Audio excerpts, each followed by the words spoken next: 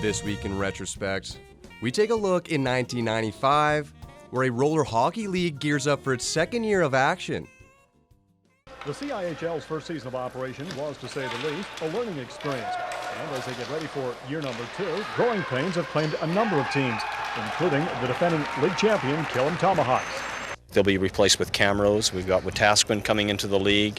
Leduc's going to have a new franchise. We're going to have a team, it looks like, in Devon, Spruce Grove, Sherwood Park, possibly in Morinville.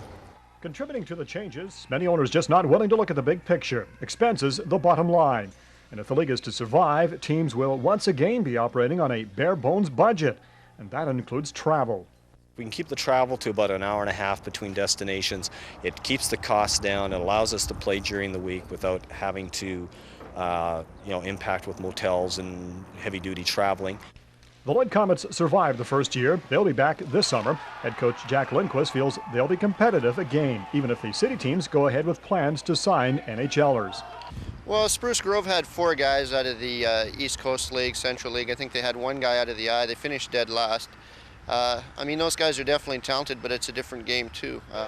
NHLers in the league may be bad news for some teams, but it may be just what the league needs, as they hope to follow in the steps of the Roller International League.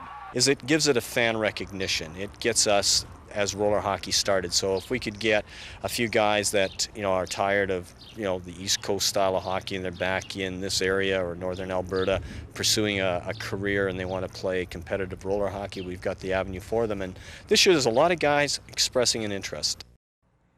And in 1999, spring break hits the border city, but this time it looks a little different.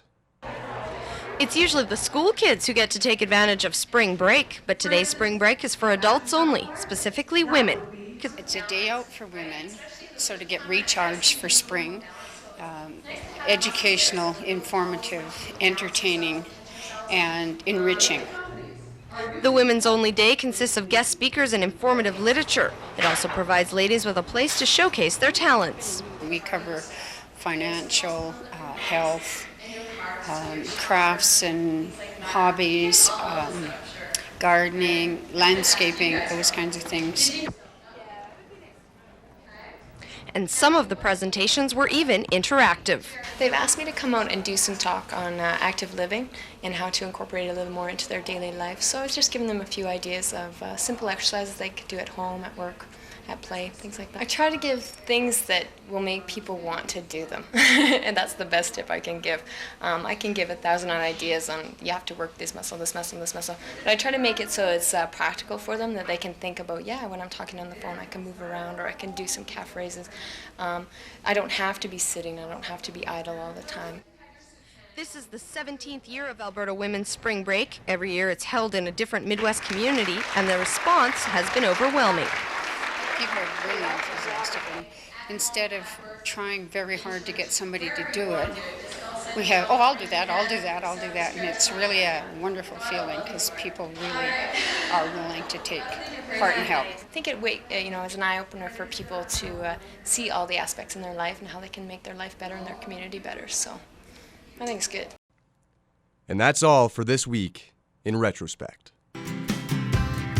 Retrospect is brought to you by Webb's Machinery. Find New Holland products at Webb's Machinery, your dealer in Vermilion, Vegreville, Lamont, Wainwright, St. Paul, and Consort.